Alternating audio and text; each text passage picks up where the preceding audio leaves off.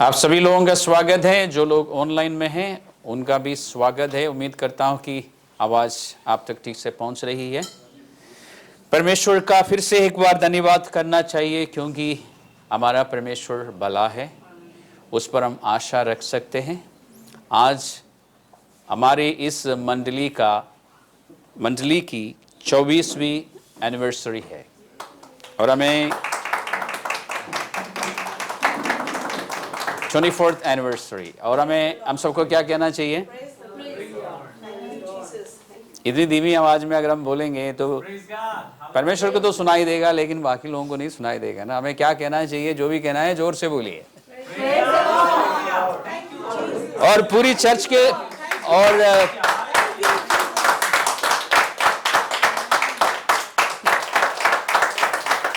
या परमेश्वर का धन्यवाद। और पिछले 24 सालों में प्रभु यीशु मसीह ने हमारे लिए और हमारे द्वारा दूसरों के लिए बहुत कुछ किया है। हमारे इस दिल्ली शहर में, दिल्ली के बाहर, हिंदुस्तान के बाहर, कुछ देशों में भी प्रभु ने हमारे द्वारा लोगों तक अपनी आशीषें पहुंचाई है।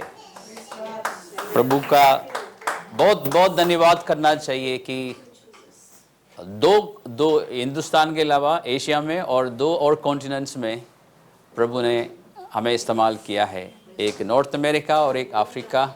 इन सब बातों के लिए निरंतर परमेश्वर का धन्यवाद करना चाहिए, क्योंकि अगर यीशु नहीं होते हमारे जीवन में तो हम कुछ भी नहीं कर सकते थे, सिर्फ अच्छी अच्छी बातें बोल सकते थे। लेकिन क्योंकि प्रभु यीशु मसीह हमारे जीवन में रहा और हमारे साथ रहा और हम में से होकर काम किया, बहुतों के जीवनों में फ़ायदा पहुंचा, आशीषें पहुंची। और हम इस उम्मीद के साथ इस साल को शुरू करते हैं कि इस साल में भी प्रभु हमारे द्वारा दूसरों को आशीषें देगा। पिछले साल हमारे लिए एक संकट और विपत्ति का साल रहा है, इस बात का हम इनकार नहीं कर सकते। लेकिन हम ये भी जानते हैं कि हमारा परमेश्वर हमारे साथ रहा। और जैसे भजन संहिता में दाऊद कहता है कि चाहे मैं घोर अंधकार से भरी हुई तराई में से होकर भी निकलूं तो हानि से नहीं डरूंगा। ऐसा नहीं है कि जब आप घोर अंधकार से भरी हुई तराई में से निकलते हैं तो वहाँ पे डरने वाली कोई बात या डरावनी कोई चीज़ नहीं है। बिल्कुल है। इस 2020 में ऐसा ही कुछ समय था हम सब के लिए, विशेष करके जो फ्रंट लाइन में थे, विशेष करके जो मेडिकल हेल्थ केयर में थे, उन सब के लिए। लेकिन जैसे भजन संहिता में दाऊद कहता है, या पवित्र आत्मा ने दाऊद से लिखवाया है, समझने वाली बात यह है कि वो कहता है कि मैं नहीं डरूंगा। वो नहीं कहता है कि डरने की कोई चीज़ नहीं है, वो कहता है मैं नहीं डरूंगा क्योंकि तू मेरे साथ है। और ये विश्वास हम सबके पास होना चाहिए, और उस विश्वास को रखने के लिए हमें परमेश्वर ने 2 चीज़ें दी है, एक पवित्र शास्त्र, ये जो बाइबल आप सबके पास है, और पवित्र आत्मा।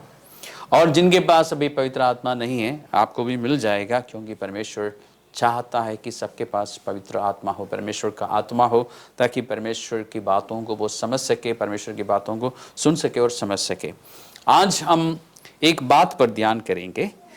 आपकी बाइबल में पुराना नियम में एक पुस्तक है जिसका नाम है हिंदी में मीका और अंग्रेजी में माइका। और इस मीका की पुस्तक का 7वां अध्याय में से हम कुछ बातों पर आज ध्यान करेंगे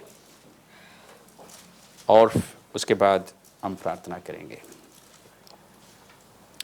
लेकिन मैं आज चाहता हूं कि इस वचन को पढ़ने से पहले हम एक बार प्रार्थना करें। हम सब मिलकर, जो लोग ऑनलाइन हैं आप भी, और जो लोग यहाँ पर हैं, हम सब अपने सरों को झुकाते हैं, आंखें बंद करते हैं और सारे कामों को छोड़कर, जो कुछ भी, विशेष करके जो लोग ऑनलाइन में हैं, आप अपने घर में होंगे, कुछ ना कुछ साथ चल भी रहा होगा, सब कुछ छोड़ के कुछ सेकंड्स के लिए हम ये काम करेंगे। एक बार परमेश्वर का धन्यवाद करते हैं। पिता परमेश्वर, हम धन्यवादित हैं क्योंकि तू है, और जैसा हम पवित्र शास्त्र में तेरे बारे में पढ़ते हैं वैसा ही तू है प्रभु। तू सच्चा है, विश्वास योग्य है।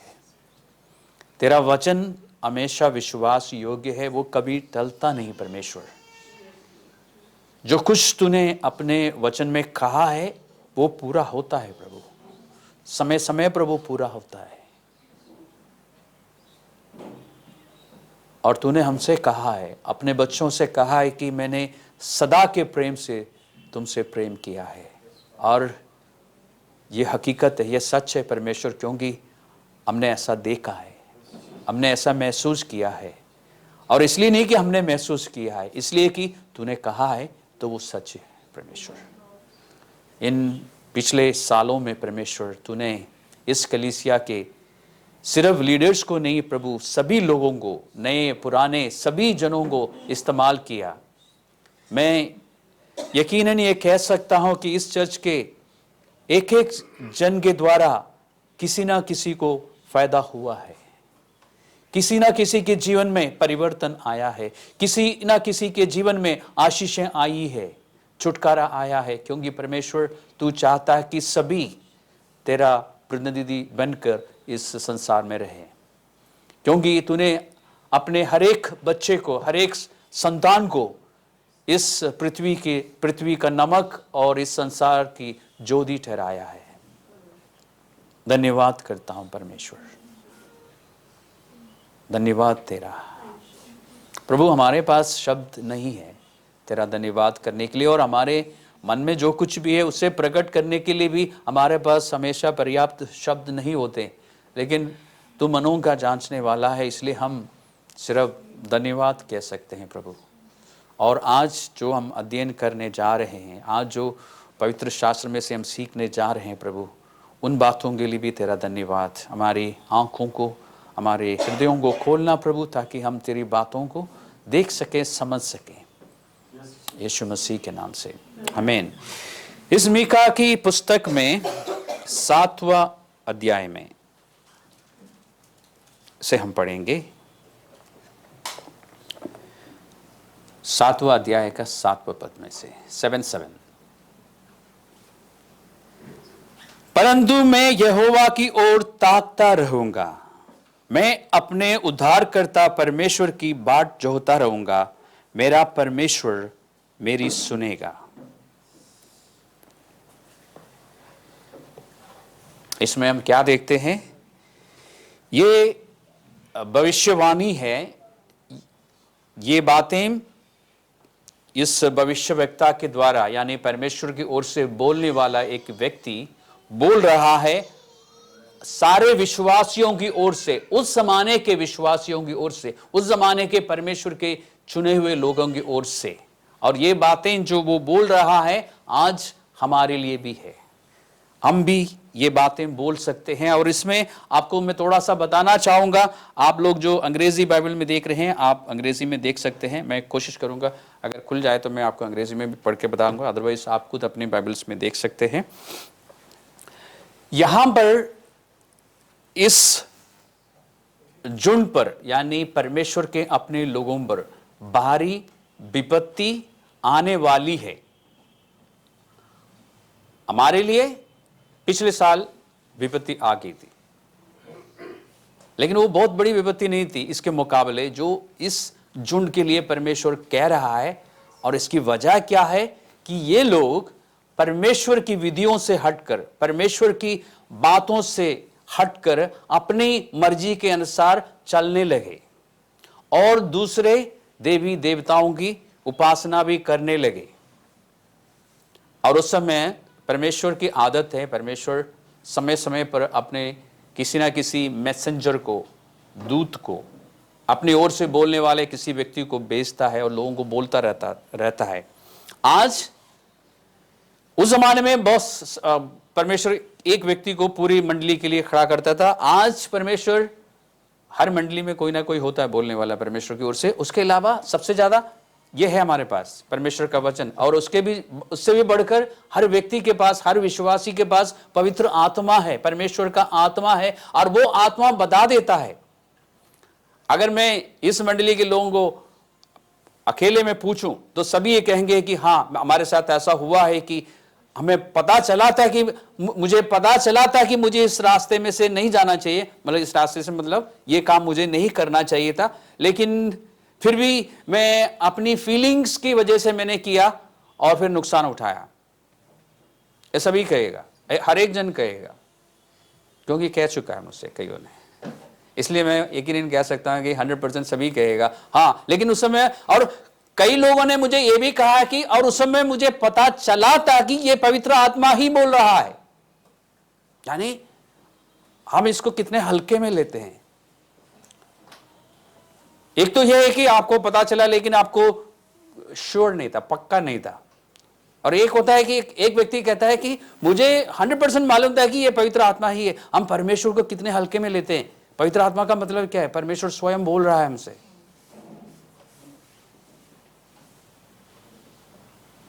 पुराने जमाने में अगर आप पुराने नियम में जाएंगे, जब परमेश्वर ने अपने लोगों से या अपनी किसी व्यक्ति से बात की तो पवित्र शास्त्र कहता है कि वो व्यक्ति कांपता था या वो मुंह के बल गिर जाता था, इस डर से नहीं कि परमेश्वर कुछ करेगा, उस आदर के कारण। आज तो कम है, लेकिन आज से अगर आप 10-20 साल पीछे को जाएंगे, जब हम किसी अधिकार रखने वाले व्यक्ति के सामने जाते थे, थोड़ा सा कांपते थे ना। आजकल के लोग ज्यादा नहीं कांपते, है ना। अधिकार रखने वाली बात छोड़ दीजिए, जब अपने पिताजी या माताजी के सामने जाते थे या स्पेशली कुछ गलती करने के बाद, है ना, जब आजकल तो नहीं होते, आजकल के पापा को कहते यार, है ना। आज से 20 साल पहले ऐसा नहीं हो सकता था, 30 साल पहले।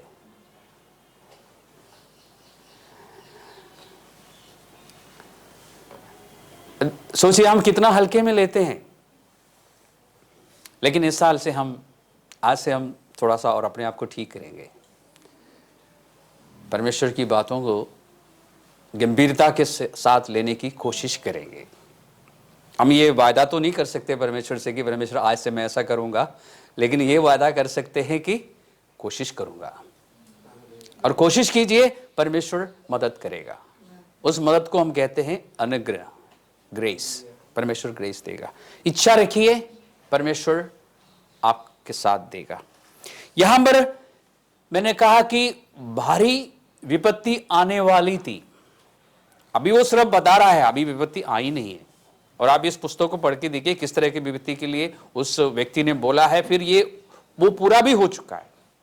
आप इतिहास को देखिए, बाइबल को देखिए, फिर दुनिया के इतिहास को देखिए, आपको पता चलेगा इस्राएल में यह सब कुछ हुआ था जैसे इस मीका ने बोला था। लेकिन 7वां अध्याय के अंत में पहुंचकर क्या क्या होगा वो सब कुछ विस्तार रूप से बताने के बाद वो एक आशा की बात बोलता है, वो एक विश्वास की बात बोलता है। परंतु इन सब बातों के बावजूद अब वो स्वयं बोल रहा है, किसकी ओर से बोल रहा है? पूरी मंडली की ओर से। आज किसकी ओर से बोल रहा है? या हम बोलेंगे पूरी मसीह देह की ओर से, और विशेष करके किसकी ओर से? हम सब की ओर से, जितने भी लोग हमारे साथ हैं। हम ये क्या बोलेंगे? परंतु मैं यहोवा की ओर ताकता रहूंगा। विपत्ति क्यों आ रही है? क्योंकि हम परमेश्वर के यीशु मसीह की बातों से हट के चल रहे हैं, इसलिए विपत्ति आई थी। पिछले साल लोगों के लिए यकीन करना मुश्किल है कि क्या परमेश्वर ऐसे संकट में से अपने लोगों को निकलने देगा। 100% देगा, 100% देगा।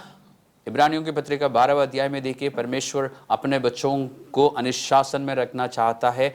जिसको वो प्यार करता है उसकी ताड़ना करता है। पवित्र शास्त्र में लिखा है। बहुत से लोग वो मानना पसंद नहीं करते, लेकिन हम माने या ना माने, परमेश्वर की बातों में कभी बदलाव नहीं है, कभी परमेश्वर की बातें टलती नहीं है। पिछले साल क्योंकि ये पूरे विश्व में आया था और सारे मसीह लोगों को उसमें से गुजरना पड़ा। ऐसा नहीं है कि मसीह लोग उससे बाहर थे। जैसे आप मिस्र देश में जब परमेश्वर ने अलग अलग विपत्तियां होने दी, उस समय परमेश्वर के लोग उसमें से बाहर थे। शुरुआत के 1-2 मरियों में उनको भी सहना पड़ा, उसके बाद वो उससे बाहर थे। लेकिन इसमें पूरे सारे मसीह लोग उसमें से गए। तो मैं यकीनन कह सकता हूं कि परमेश्वर ने ये होने दिया मसीह लोगों के जीवन में भी, और जिन्होंने सीखा उन्होंने सीख लिया, जिन्होंने नहीं सीखा वो नए सिरे से फिर सीखेंगे। क्योंकि परमेश्वर चाहता है कि हम परमेश्वर के प्रतिनिधि बन के इस संसार में रहें। परमेश्वर जैसे धर्मी है, हमारे जीवन के द्वारा परमेश्वर की धार्मिकता प्रकट हो। परमेश्वर कितना अच्छा है वो लोगों को कैसे पता चलेगा? परमेश्वर के यीशु मसीह के लोगों से ही पता चलेगा ना। अगर हम ही ठीक ना चले तो हमारी बातों पर लोग विश्वास क्यों करेगा कि हमारा यीशु मसीह अच्छा है? आपको देख के तो ऐसा लगता नहीं, लोग ये बोलेंगे ना।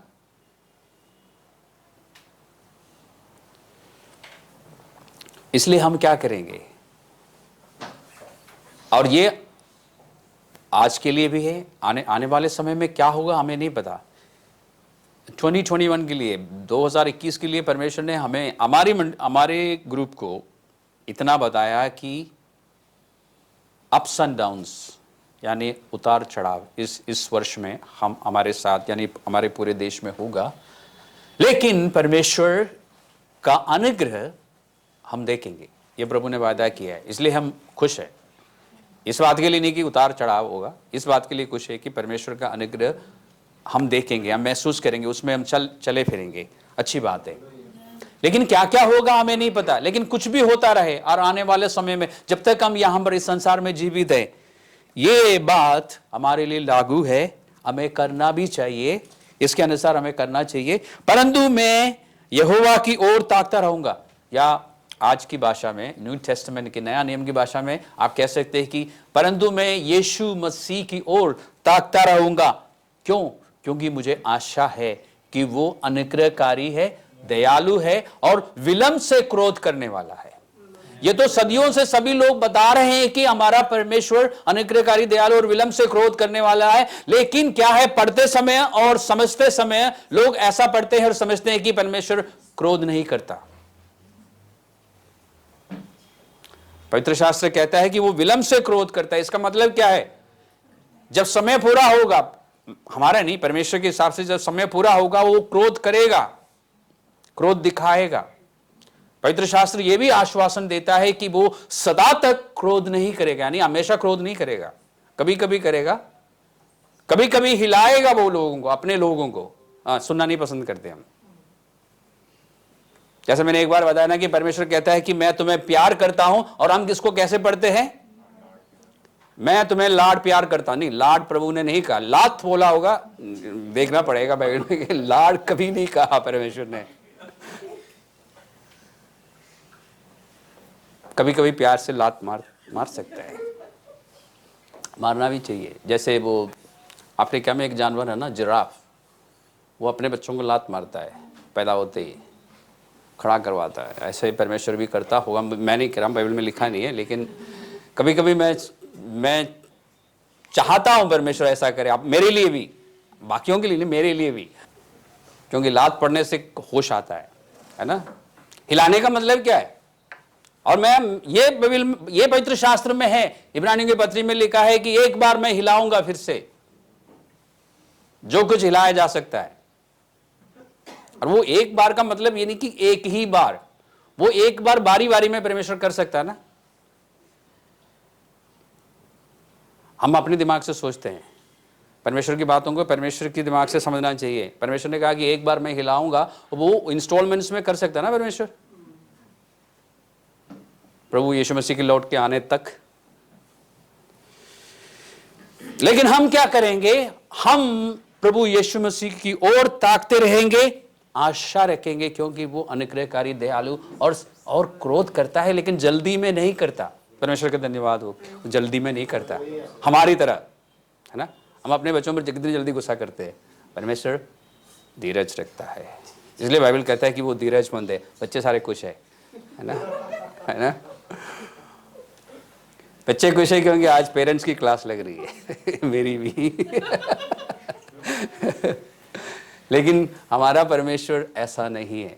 इसलिए मैं बच्चों को बताना चाहूँ, बड़ों को भी, कि परमेश्वर जो हमारा पिता है उस पिता की तुलना अपने जिस्मानी पिता या माता से मत कीजिए, क्योंकि वो विलंब से नहीं क्रोध करते, वो क्रोध करते हैं, विलंब उनकी डिक्शनरी में नहीं है।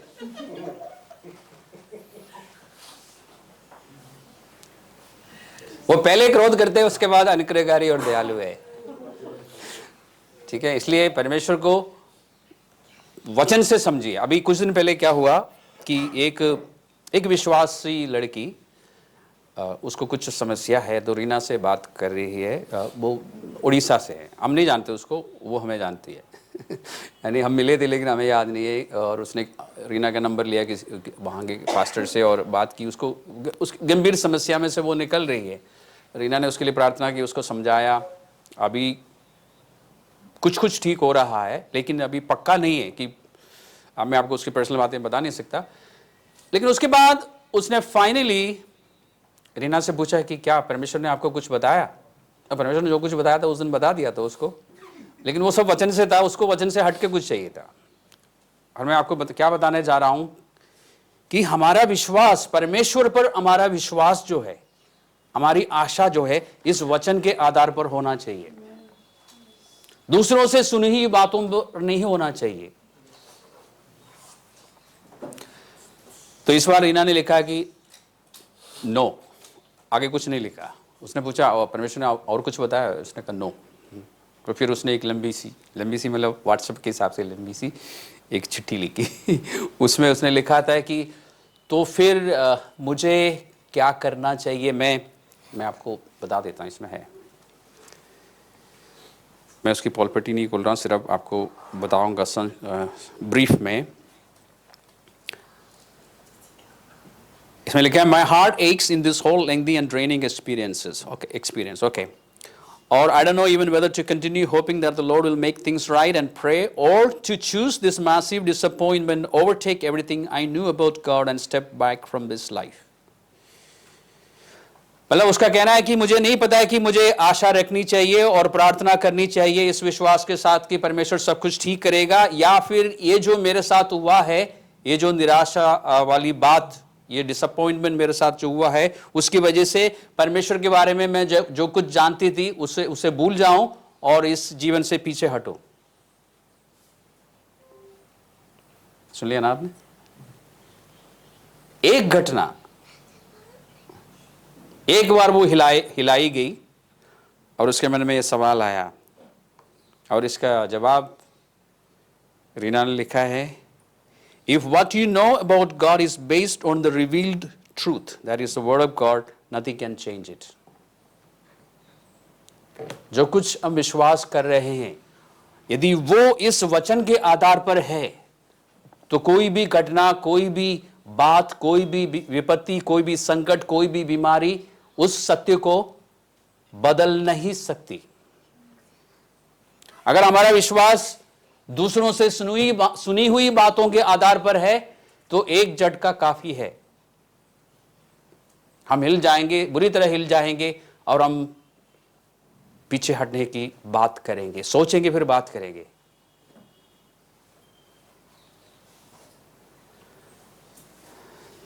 तो मैं क्या कहना चाह रहा हूं आपसे, परमेश्वर के विषय में आप जो कुछ भी विश्वास करते हैं वो इस वचन में होना चाहिए। इस वचन से हटकर अगर आप कुछ भी विश्वास करेंगे, एक दिन आपको पता चलेगा कि वो गलत था।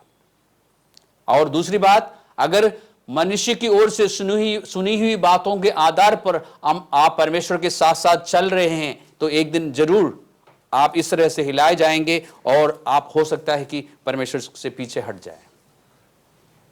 क्योंकि मनुष्य की ओर से जो बातें आपको मिली है उसकी कोई गारंटी नहीं है, परमेश्वर उसका गारंटी नहीं देता, लेकिन इस वचन का वो गारंटी देता है। कहीं पढ़ा है आपने या सिर्फ मैंने बोला है?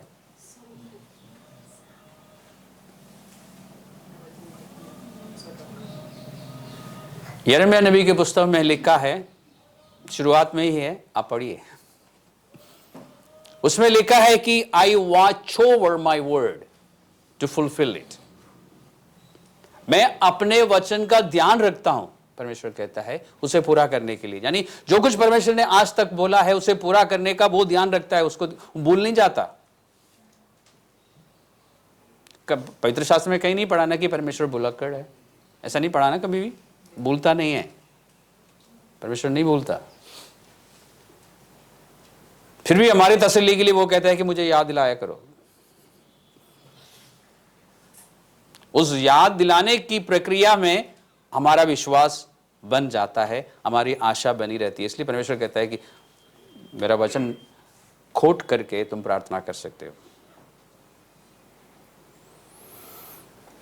परंतु मैं यहोवा की ओर, यीशु मसीह की ओर ताकता रहूंगा। मैं अपने उद्धारकर्ता परमेश्वर की बाट जोता रहूंगा। I will wait for my God who is my saviour. मैं इंतजार करूंगा। क्या दिखता है आपको उसमें? मैं उसकी ओर देखूंगा, उसमें आशा है ना। मैं इंतजार करूंगा, उसमें क्या है?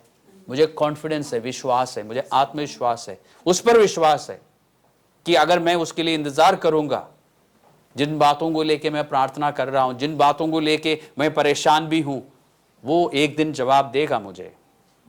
और ये इस संदर्भ में अगर इसको आप देखें तो विपत्ति आने वाली है, और इस विपत्ति में से लोग जब गुजरेंगे उनको क्या करना चाहिए वो भी परमेश्वर ही उनको बता रहा है। क्या करना चाहिए? परमेश्वर की ओर देखना चाहिए, उसका इंतजार करना चाहिए। कितनी अच्छी शिक्षा आज हमें मिल रही है। तो आने वाले समय में भी पर्सनल जीवन में, हमारे अपने जीवन में जब कोई विपत्ति आए, संकट आए, या पूरे चर्च में या पूरे देश में जैसे 2020 में 2020 में हुआ था, तभी हमें क्या करना चाहिए? मैं आपको ये नहीं कह रहा हूं कि ऐसा फिर से होगा। मैं क्यों बोलूं? मैं नहीं चाहता कि ऐसा हो, इसलिए मैं नहीं बोल रहा कि ऐसा होगा, लेकिन छोटे लेवल पे आ सकता है। जो मेरे लिए छोटा होगा आपके लिए बड़ा होगा, है ना। और जो मेरे लिए बड़ा है वो आप कहेंगे छोटी सी बात है। आप हमेशा सिखाते रहते हो, लेकिन जब आप उसमें से गुजरेंगे आपको बड़ा लगता ना। चलो मुझे लगता होगा, बाकियों को नहीं लगता। अच्छी बात है अच्छी बात है। Praise the Lord. और आगे क्या लिखा है? मेरा परमेश्वर मेरी सुनेगा। माई गॉड विल आंसर मी। मेरा परमेश्वर, किसका परमेश्वर? हाँ, नहीं पास्टर जेम्स का परमेश्वर, OHN का, ओवरकमर्स हार्वेस्ट नेट का नहीं, मेरा परमेश्वर होना चाहिए। इसलिए सुनिश्चित कर लीजिए, क्या आप ये कह सकते हैं मेरा यीशु मसीह? या आप अभी भी ये कह सकते हैं आपका यीशु मसीह? लोग कहते हैं, नए लोग कहते हैं ना हमसे आपका यीशु मसीह से प्रार्थना। अच्छा ठीक है, आपका कब होगा वो? उस दिन आपका जीवन बदल जाएगा। जिस दिन आप यीशु मसीह के लिए ये कह सकेंगे ना कि मेरा यीशु मसीह, उस दिन आपका जीवन बदल जाएगा। सब कुछ 180 डिग्री घूम जाएगा। जो लोग अरिथमेटिक्स, जो लोग ज्योमेट्री जानते हैं उनके लिए।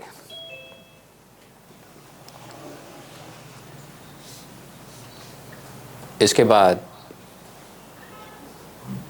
एक और बात परमेश्वर कहता है अपने लोगों के लिए कि जब तुम आशा रखोगे, विश्वास रखोगे, और ये विश्वास जब तक तुम्हारे अंदर रहेगा कि मेरा परमेश्वर मेरी सुनेगा, तो एक ऐसा भी समय आएगा इस विपत्ति से गुजरकर जो कुछ शैतान ने छीन लिया था वो सब कुछ तुम्हें वापस मिलेगा। जो कुछ खराब हुआ था वो सब ठीक हो जाएगा, और तुम उस समय तुम एक बात कह सकोगे। 8वां पद को देखिए, अगर आपके पास बाइबल है तो। हे मेरी भेरिन, यानी मेरा शत्रु, हे मेरा दुश्मन। जो लोग हमारे मजाक उड़ाते थे उस समय, जो ये पूछते थे कि आपका परमेश्वर कहाँ गया, आपका यीशु मसीह कहाँ गया। बहुत ज़्यादा यीशु करते थे ना, बहुत ज़्यादा चर्च जाते थे, बहुत ज़्यादा बाइबल पढ़ते थे। अब क्या हुआ? कहाँ है आपका परमेश्वर इस समय? उसको आप जवाब दे सकेंगे। इसमें लिखा है कि मुझ पर आनंद मत कर। और ये अभी घटना घटी नहीं है, उस समय की बात बता रहा हूं। तो परमेश्वर पहले से बता रहा है कि जब हम लोग विपत्ति में से निकलेंगे ना, कुछ लोग हमारे मजाक उड़ाएंगे। अब कहां गया आपका यीशु मसीह? और हम क्या कहेंगे? हम पर आनंद मत कर।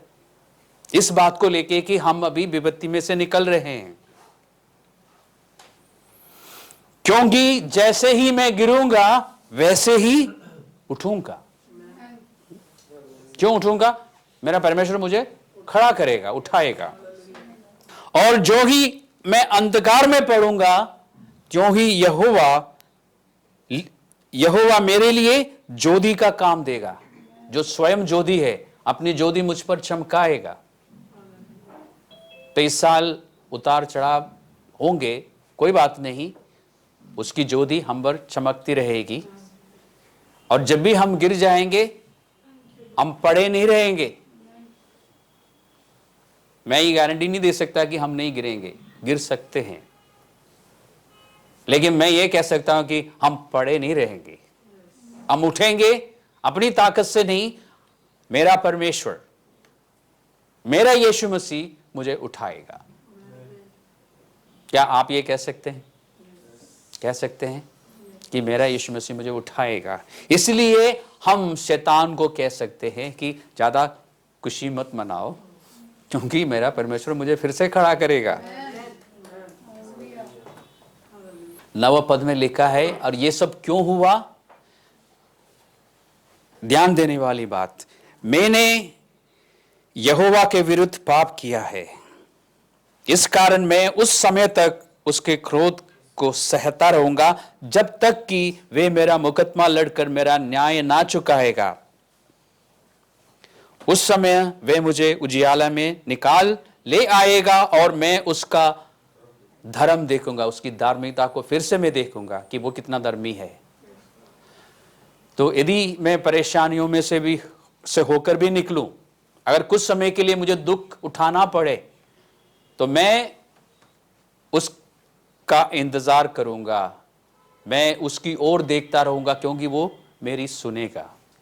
और मैं उन लोगों से, मनुष्यों से नहीं, उन दुष्ट आत्माओं से जो मनुष्यों के द्वारा काम करती है,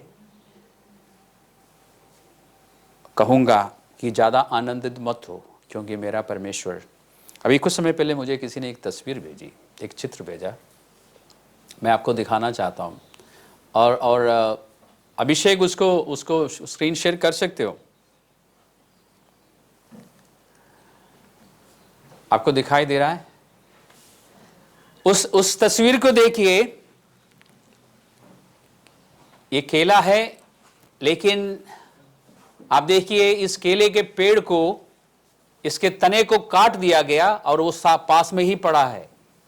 और केले के बारे में या केले के पेड़ के विषय में यदि आप जानते हैं, तो आपको मालूम है कि केले का पेड़ जो है एक ही बार फल देता है, उसके बाद वो मर जाता है।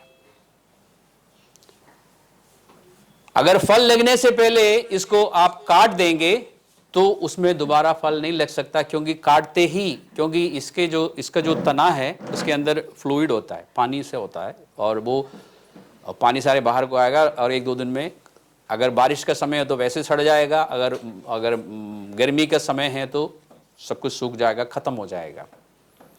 इसके जड़ में से फिर वो अंगूर फूटता है, इसको अंग्रेजी में सकर्स बोलते हैं, बॉटनी में सकर्स बोलते हैं, अंग्रेजी में नहीं, और वो फिर से एक पेड़ बन जाएगा। लेकिन ये जो काट दिया गया है कभी नहीं दोबारा फल दे सकता है, यानी वो खत्म हो जाता है।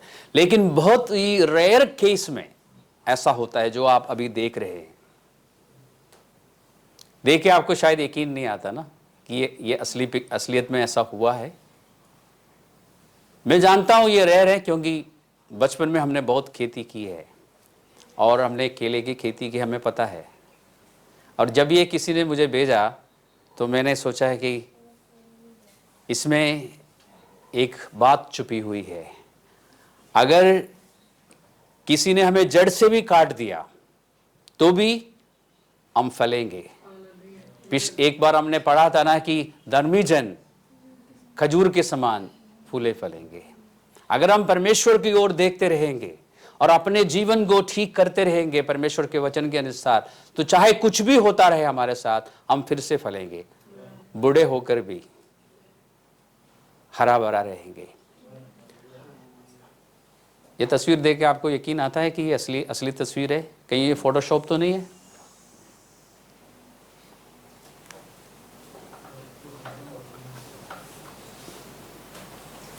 ऐसा हो भी सकता है ना।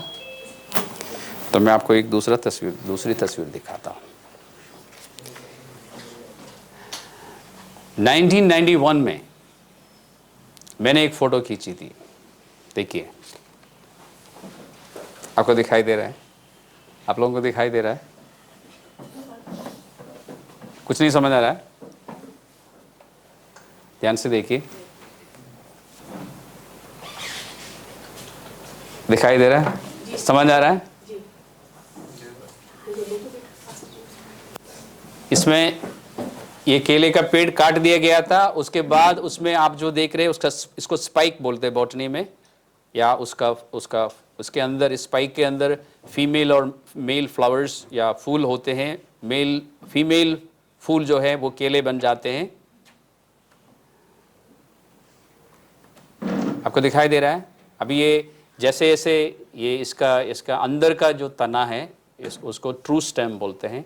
ये आगे को बढ़ेगा तो ये भी ऊपर को बढ़ेगा, फिर ये झुक जाएगा, जैसे आपने इससे पहले वाले चित्र में देखा था। तो मेरे पास सबूत है कि मैंने खुद खींची है फोटो।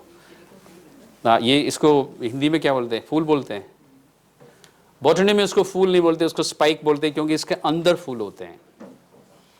बॉटनी का स्टूडेंट रहा हूं एक ज़माने में। तो मैं आपको बता रहा हूं कि कभी कभी ऐसा होता है।